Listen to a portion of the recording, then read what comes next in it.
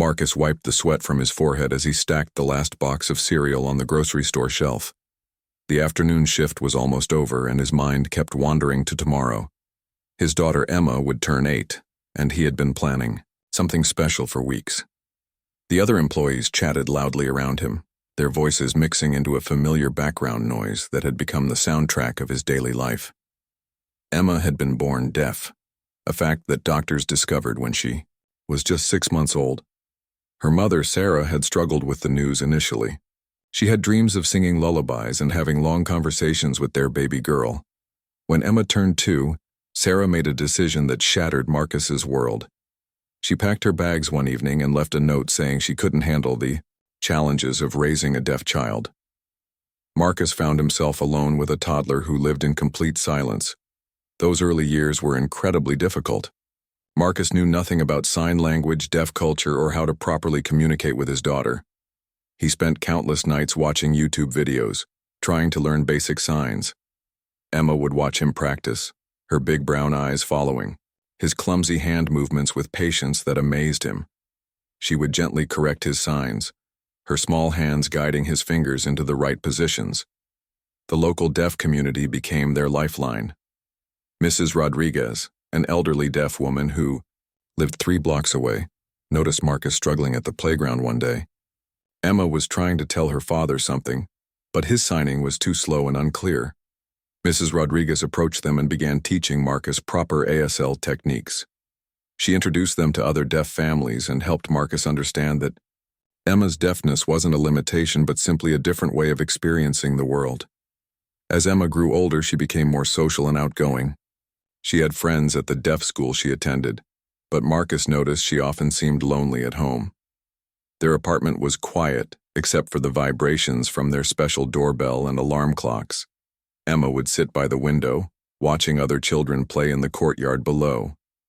Marcus could see the longing in her eyes when neighborhood kids ran past their door, laughing and calling to each other.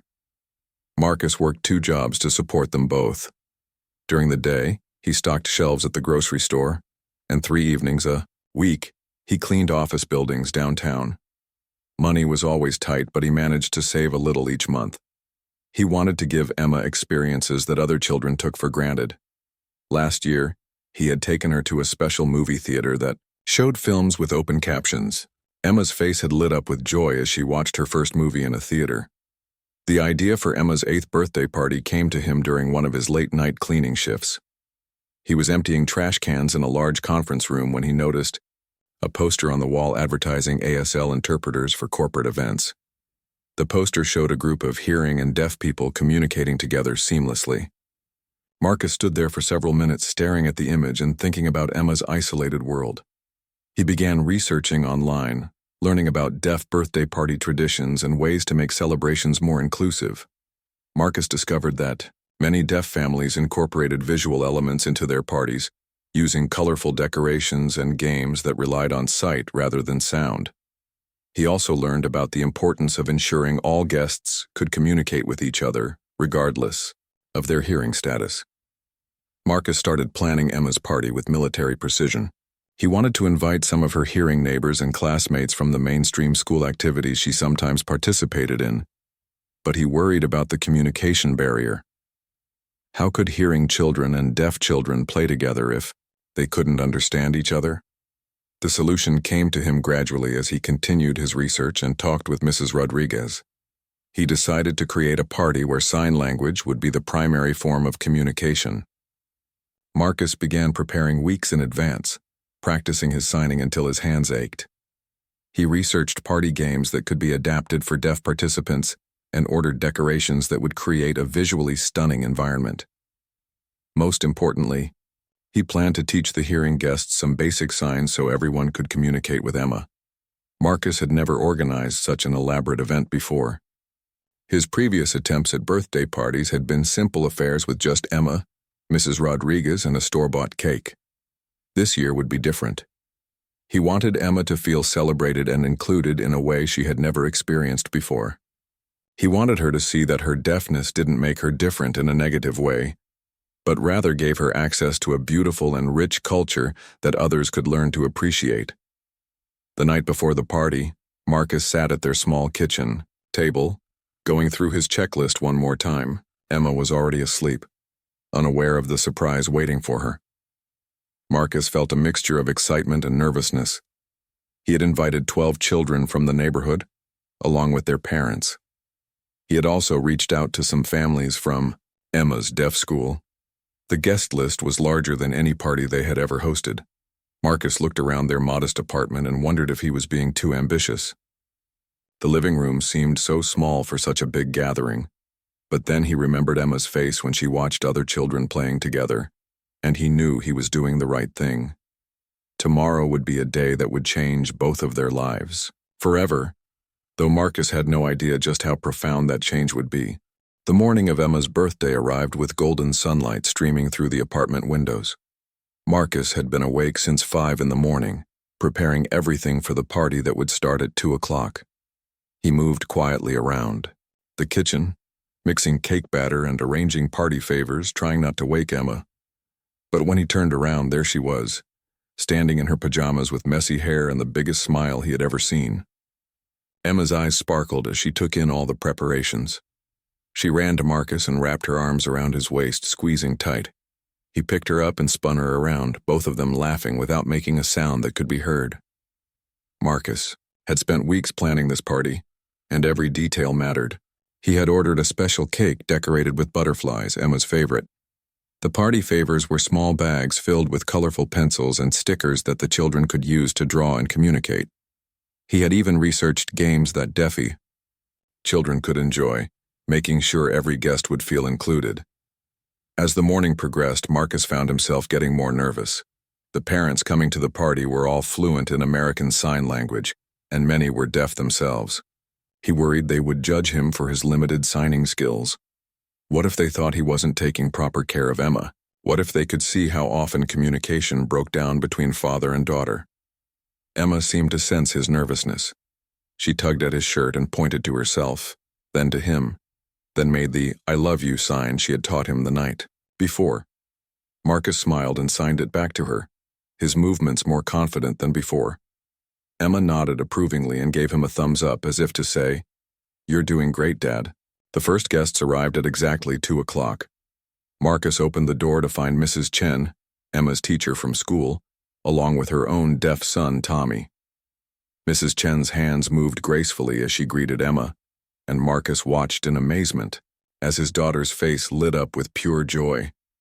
The conversation between Emma and Tommy was rapid and animated, their hands flying through signs that Marcus couldn't follow.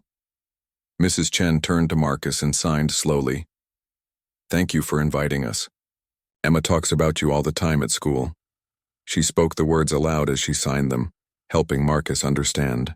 He felt a warm feeling in his chest, knowing that Emma talked about him to her teacher and friends. More children and parents began arriving, and the apartment filled with a different kind of energy than Marcus had ever experienced. There was constant movement as hands flew through conversations. Faces were incredibly expressive and laughter was visual rather than audible.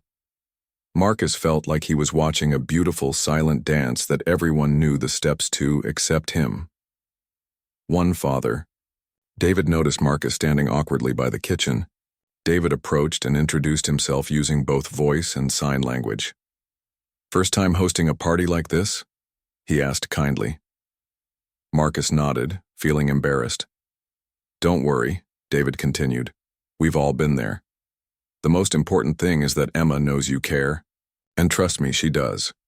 Emma appeared beside Marcus and took his hand. She led him to where the children were playing a game that involved drawing pictures and guessing what they meant. Emma drew a stick figure of a man and a little girl holding hands with a big heart above them. All the children immediately pointed to Marcus and Emma, understanding perfectly. Marcus felt tears prick his eyes as he realized his daughter was showing her friends how much her daddy meant to her. The cake ceremony approached, and Marcus brought out the butterfly cake he had ordered. Emma's eyes grew wide with delight. Mrs. Chen helped organize the children around the table, and Marcus suddenly realized he hadn't planned how to sing happy birthday to a deaf child. Panic began to set in until David placed a hand on his shoulder. "Watch this," David said with a smile. He raised his hands and began signing "Happy Birthday" while mouthing the words. All the other parents and children joined in, creating a beautiful, silent symphony of moving hands and joyful faces. Emma stood in the center of it all, her face glowing with happiness as she watched everyone celebrate her special day in her own language. Marcus tried to follow along with the signing, stumbling through the words but determined to participate. Emma watched him with encouraging eyes, and when he finished his clumsy version of the song, she applauded enthusiastically. The other parents smiled warmly at Marcus, and he realized they weren't judging him at all. They understood exactly how hard he was trying and how much love was behind every imperfect gesture. Within 30 minutes, Marcus's living room had transformed into an impromptu sign language classroom. The children sat in a circle on the floor with Emma at the center, her hands moving gracefully as she taught them new words. She showed them how to sign friend, play, and thank you, repeating each sign patiently until everyone could do it correctly. The Patel twins, Priya and Meera, were especially quick learners. They had always been competitive with each other, and now they were racing to see who could master the most signs. Emma found their enthusiasm infectious, and she began teaching them more complex phrases. Soon they were having simple conversations entirely in sign language, with Emma correcting their grammar and helping them understand the nuances of different expressions. Kevin Johnson, who knew Emma from swimming class but had never really interacted with her, was amazed to discover how funny and animated she was when she could communicate freely. At the pool, he had always seen her swimming laps quietly, while the instructor gave verbal directions she couldn't hear. Now, watching her joke and laugh with the other kids through sign language, he realized he had never really seen her true personality before. Mrs. Rodriguez moved among the children, offering encouragement and helping with more difficult signs. She was delighted to see Emma taking on a leadership role, something that rarely happened in mixed groups of hearing and deaf children. Usually, Emma was the one who needed extra help or accommodation. Today, she was the expert, and the hearing children were the ones who needed guidance. Marcus watched from the kitchen as he prepared snacks, his heart swelling with pride and emotion. He had hoped the sign language lesson would help break the ice, but he never expected the children to embrace it so enthusiastically. The apartment buzzed with energy as kids practiced signs with each other, their faces concentrated and determined. The parents were having their own revelations. Sarah Morrison had initially worried that her son Tommy might feel uncomfortable or confused at a deaf child's party. Instead, she watched him engage more deeply with another child than she had seen in months. Tommy was typically shy and reserved, but something about learning sign language had brought out his confidence. David Patel found himself trying to learn signs alongside his daughters. As an engineer, he was fascinated by the visual and spatial aspects of ASL. He began asking Mrs. Rodriguez technical questions about grammar structure and regional variations in sign language. His wife, Anita, was amazed to see how expressive and beautiful the language looked when fluent signers like Emma and Mrs. Rodriguez used it. The Johnson family had the most surprising reaction. Kevin's younger sister, 4-year-old Maya, had been born with a mild hearing impairment that her parents were still learning to navigate. Watching Emma communicate so confidently and joyfully gave them hope for their own daughter's future. Mrs. Johnson found herself taking careful mental notes about Emma's confidence and social skills. As the afternoon progressed, Marcus organized party games that incorporated sign language. The first game was a modified version of Simon Says, where Marcus gave instructions in both speech and sign. The children had to watch his hands carefully to follow the commands correctly. Emma had a natural advantage, but the hearing children quickly adapted, and soon everyone was laughing and stumbling through the movements together. The second game was even more innovative. Marcus had prepared cards with pictures of different animals, emotions, and actions. The children took turns, drawing cards and acting out the concepts using only sign language and gestures, while others tried to guess what they were communicating. Emma excelled at this game, her expressive face and clear signing making even complex ideas easy to understand. Tommy Morrison surprised everyone by being particularly good at the guessing game. He seemed to have a natural talent for reading visual cues and body language. When Emma acted out excited elephant, Tommy was the first to figure it out, signing the answer back to her with a huge grin. Emma applauded his success, and Marcus noticed that Tommy stood a little taller afterward. During a quiet moment between games, Marcus overheard Priya Patel asking Emma if she missed being able to hear music. Emma's response, translated by Mrs. Rodriguez, surprised all the adults who were listening. She explained that she could feel music through vibrations and that she experienced rhythm and beat through her whole body, not just her ears. She demonstrated by putting her hand on the speaker of Marcus's stereo and swaying to the bass line of a song. This led to an impromptu dance party where Emma taught the other children how to feel music through vibrations. They all placed their hands on the speaker and moved their bodies to the beat they could feel rather than hear. Marcus turned up the bass and watched as a group of hearing and deaf children danced together, all experiencing music in the same way Emma always had. The parents were amazed by how naturally their children adapted to this different way of experiencing sound and rhythm. What had initially seemed like a limitation now looked like an alternative approach that was just as valid and enjoyable. Several parents found themselves joining the dance, laughing as they tried to feel the music the way Emma did. As the games continued, something beautiful began happening. The children stopped thinking of Emma as the deaf girl and started seeing her simply as Emma, the birthday girl who was teaching them amazing new skills. Conversations flowed more naturally, with hearing children attempting to sign their thoughts, and Emma patiently helping them when they got stuck. Marcus noticed that Emma was more animated and social than he had seen her in years. She was joking with the other kids, telling stories through dramatic sign language and even engaging in the kind of playful teasing that was typical among friends her age. For the first time, she was experiencing what it felt like to be truly included in a group of peers. The transformation wasn't just in Emma, though. The hearing children were discovering that communication involved much more than just spoken words. They were learning to use their faces, bodies, and hands to express themselves more fully. Several parents commented that they had never seen their children pay such close attention to nonverbal communication before. Just as Marcus was about to bring out Emma's birthday cake, something unexpected happened that would change the entire tone of the celebration. Tommy Morrison, who had been quiet and observant throughout the party, suddenly stood up in the middle of the group and began signing something to Emma with intense concentration. Everyone in the room stopped what they were doing and watched as Tommy's small hands moved through the air. His signing was slow and sometimes incorrect, but his message was clear and heartfelt.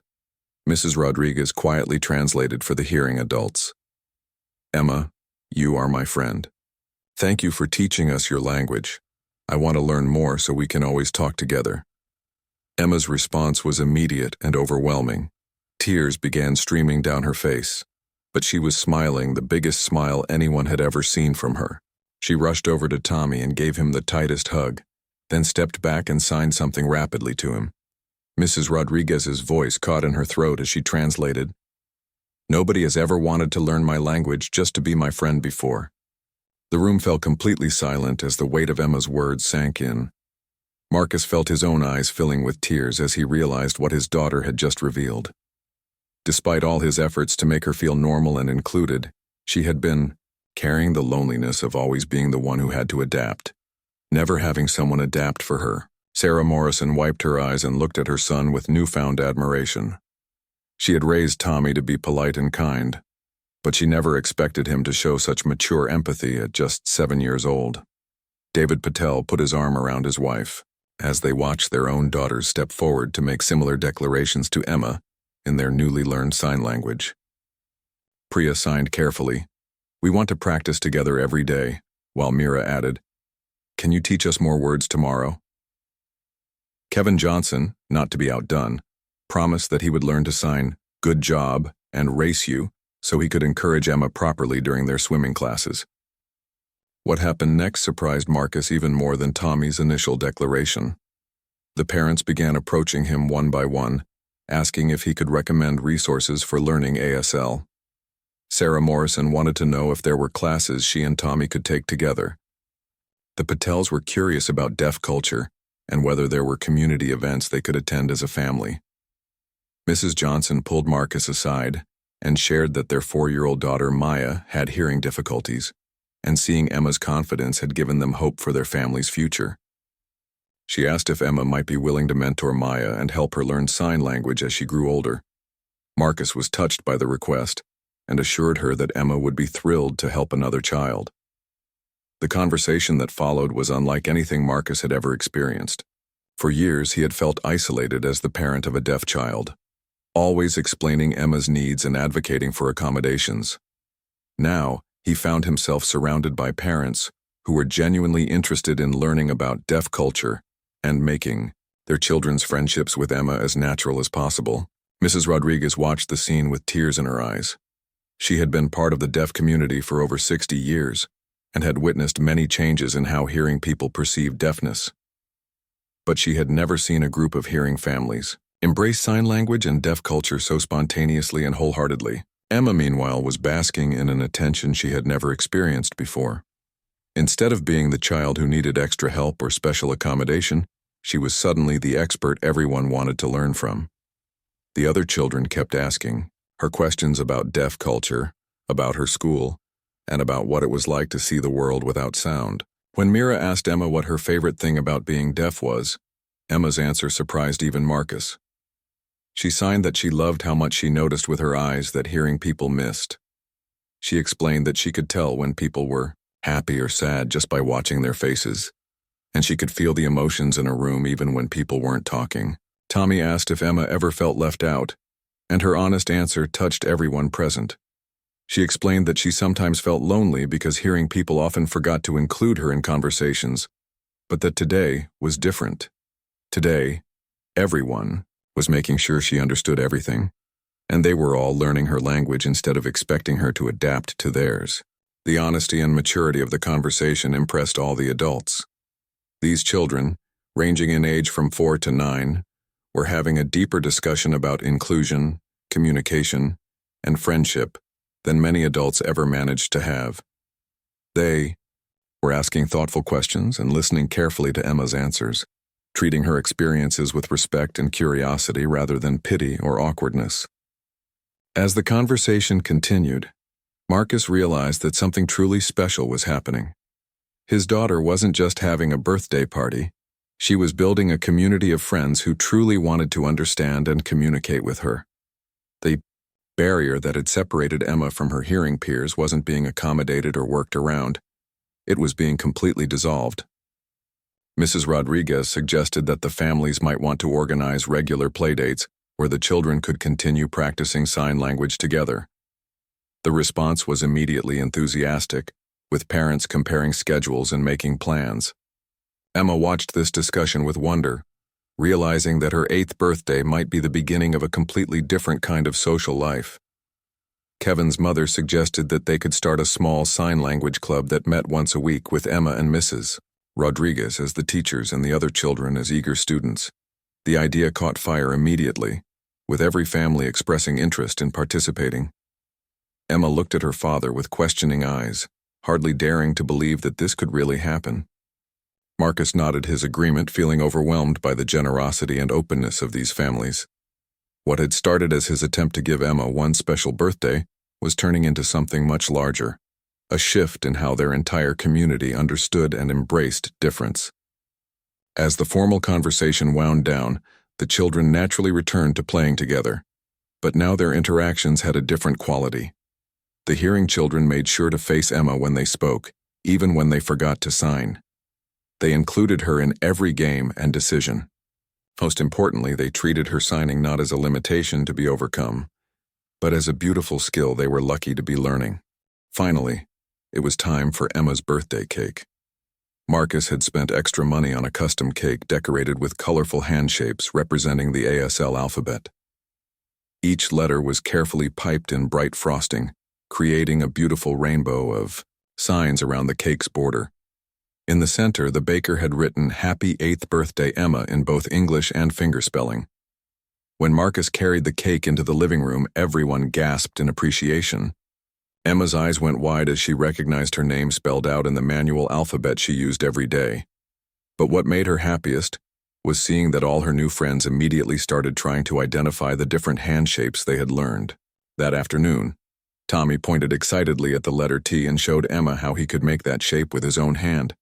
The Patel twins began a friendly competition to see who could identify the most letters around the cake's border. Kevin found the letter K and proudly demonstrated the sign to his parents. Even 4-year-old Maya Johnson was trying to copy the simpler hand shapes with her tiny fingers. As Marcus lit the 8 candles on Emma's cake, Mrs. Rodriguez suggested something that made the moment even more special. Instead of singing "Happy Birthday" in a way that Emma couldn't hear, she proposed that everyone sing the song in sign language. She quickly taught the group the signs for the familiar melody, and soon the entire room was moving their hands in synchronized celebration. Emma watched in amazement as 12 children and their parents all signed "Happy Birthday" to her in unison. Their movements weren't perfect and some of the signs were clumsy, but the effort and love behind the gesture was unmistakable. Marcus found himself crying again as he watched his daughter experience what he had always dreamed of, but never thought possible. A room full of people celebrating her in her own language. When it came time for Emma to blow out her candles, she closed her eyes and made a wish that everyone could guess from the expression on her face. She was wishing that this feeling of belonging and acceptance would last forever. As she opened her eyes and extinguished all 8 flames in one breath, the room erupted in applause and cheers that she could see even if she couldn't hear. The cake cutting became another learning opportunity. Emma showed the other children the proper way to sign delicious after tasting their pieces, and soon everyone was practicing the sign while enjoying the sweet treat. The conversation around the cake was a mixture of spoken English and sign language, with children naturally switching between both methods depending on whether they were talking to Emma or each other. During cake time, something wonderful happened that no one had planned.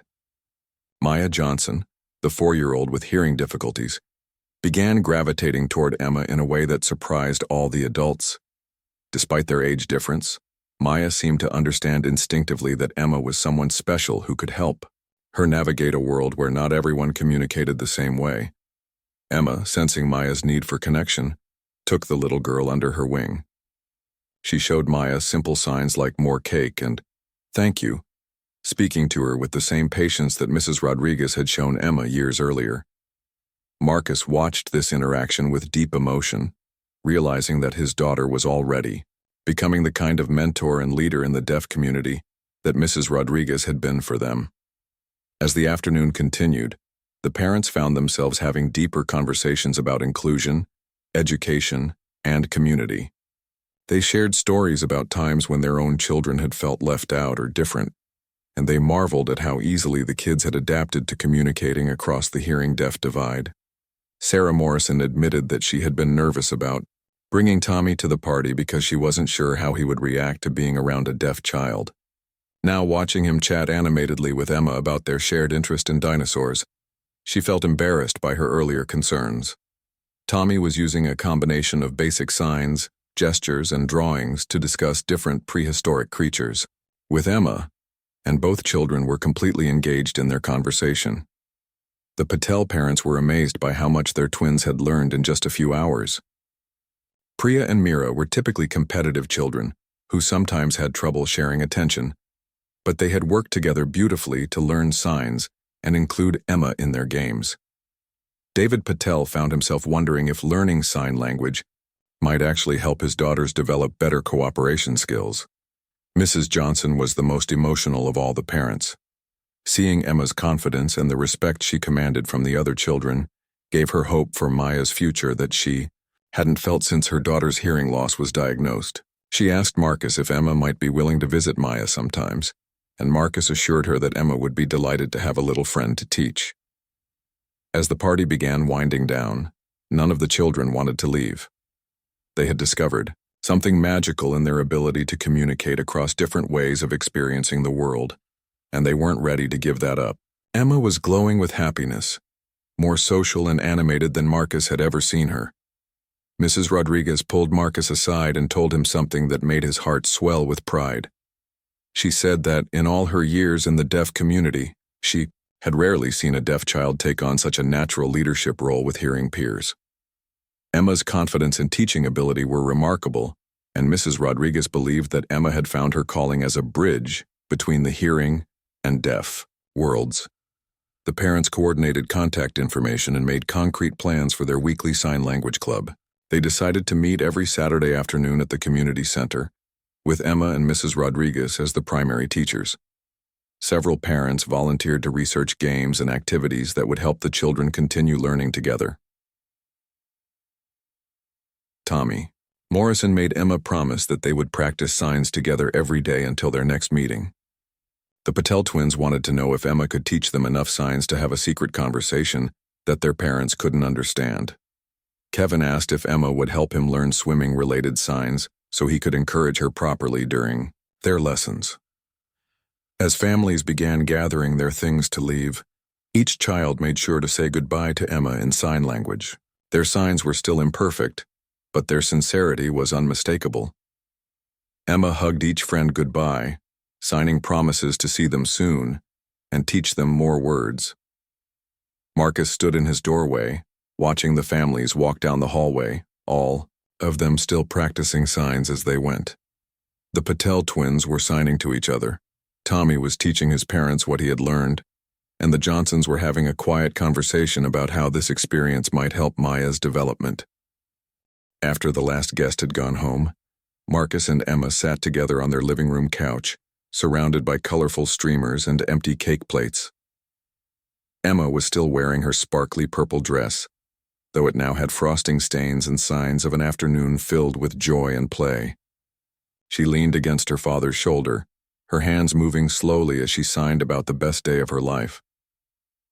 Marcus watched his daughter's expressive face as she recounted every detail of the party.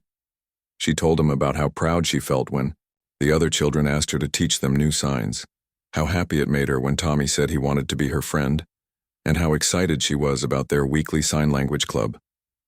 Her joy was infectious, and Marcus found himself smiling even as tears of gratitude ran down his cheeks. Emma asked her father if he thought the other children would really continue learning sign language, or if they would forget about it once. The novelty wore off. Marcus could see the vulnerability in her question. She had experienced the wonderful feeling of true inclusion today, and she was afraid it might disappear. He assured her that what had happened wasn't just politeness or temporary curiosity. It was real friendship, based on genuine connection. As they cleaned up together, Emma kept finding little reminders of how special the day had been. There was a drawing that Priya had made for her, showing two stick figures signing to each other under a rainbow. Mira had left behind a small notebook where she had been practicing writing different signs. Tommy had forgotten his jacket, which gave Emma an excuse to see him again soon. The next morning, Marcus was awakened by Emma bouncing on his bed with excitement. She had gotten up early and was already dressed, her hands moving rapidly as she signed about something that had happened. Marcus sat up, trying to focus on her words, and realized she was telling him that someone was at the door. When Marcus opened their apartment door, he found Tommy Morrison standing in the hallway with his mother, both of them holding homemade signs that said, "Good morning, Emma," in colorful letters. Tommy had practiced fingerspelling all evening and wanted to surprise Emma with his improved skills. Sarah Morrison explained sheepishly that Tommy had insisted on coming over early to practice signs before school. Emma's face lit up when she saw Tommy's dedication to learning her language. She invited him in and spent 20 minutes before school, teaching him new vocabulary words and helping him practice the signs he had learned the day before. Marcus made extra breakfast for Tommy, and the two children sat at the kitchen table, having a conversation that was half signed and half gestured, but completely understood by both. This became the new morning routine. Different children from the party began stopping by throughout the week, either before school or in the evenings, eager to practice their sign language skills with Emma. The Patel twins came by Tuesday after school with a list of questions about deaf culture they had researched online. Kevin visited Wednesday evening to learn swimming-related signs before their lesson the next day. By Friday, Emma had taught basic conversations to 6 different children from her neighborhood. Marcus watched in amazement as his formerly quiet apartment became a hub of activity and learning. Emma was thriving in her new role as teacher and friend, more confident and outgoing than she had ever been in her life. The Saturday Sign Language Club meeting exceeded everyone's expectations. All 12 children from the party attended, along with their parents and 3 additional families who had heard about the group through word of mouth. The community center's activity room was packed with people eager to learn about deaf culture, and ASL Mrs. Rodriguez and Emma had prepared a structured lesson plan that included basic vocabulary, simple conversations, and cultural information about the deaf community. But the real magic happened during the informal practice time, when hearing and deaf children played together seamlessly, communicating through a combination of signs, gestures, and pure enthusiasm.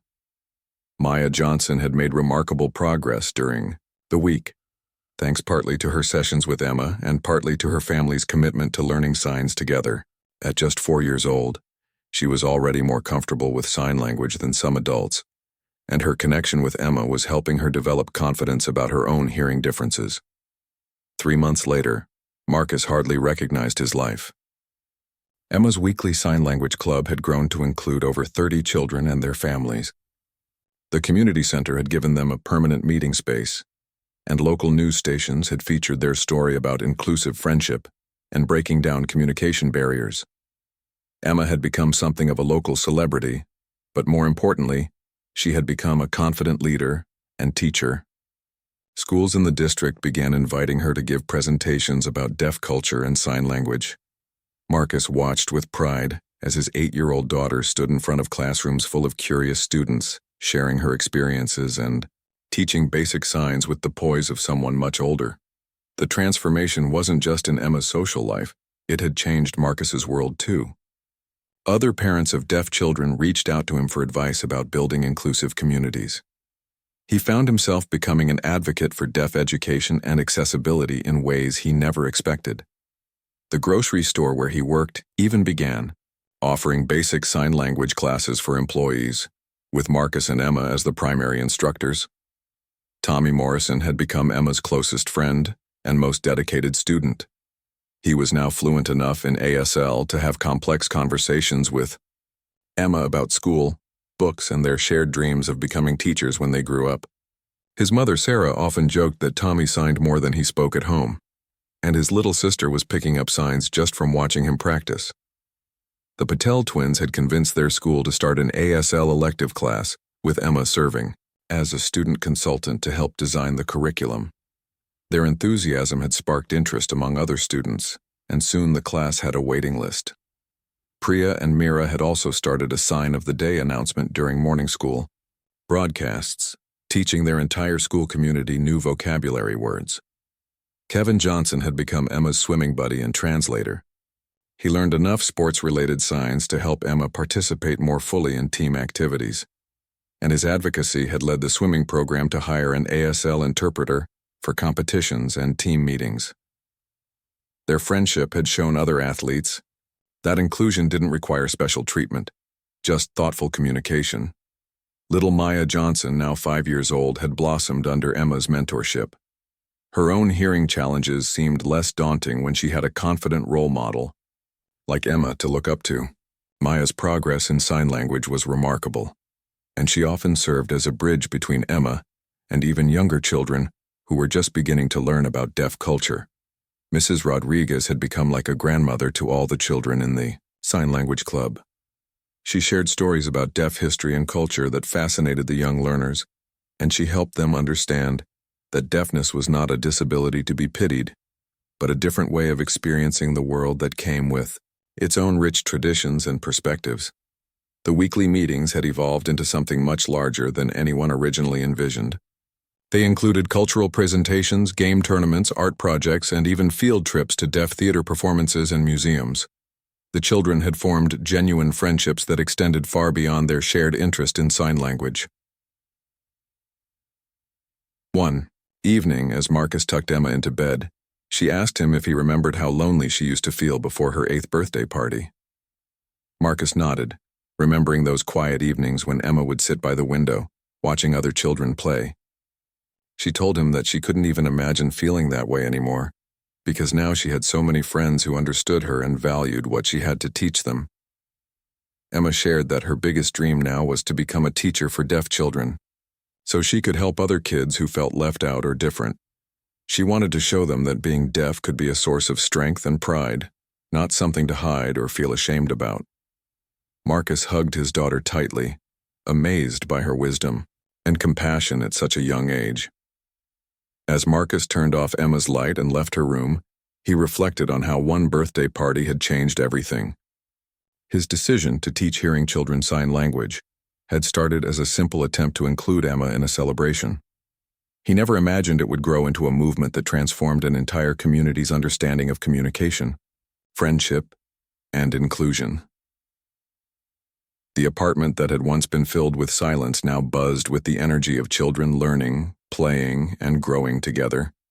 Emma's laughter could be seen if not heard, in her bright expressions and animated conversations with friends who had learned to communicate in her language.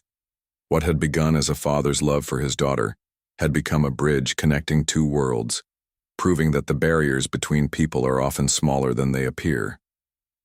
Marcus looked around his living room, where tomorrow another group of children would gather to learn from his remarkable daughter. The colorful streamers from Emma's 8th birthday party had long since been taken down, but the celebration of connection and understanding that began that day continued to grow stronger with each passing week.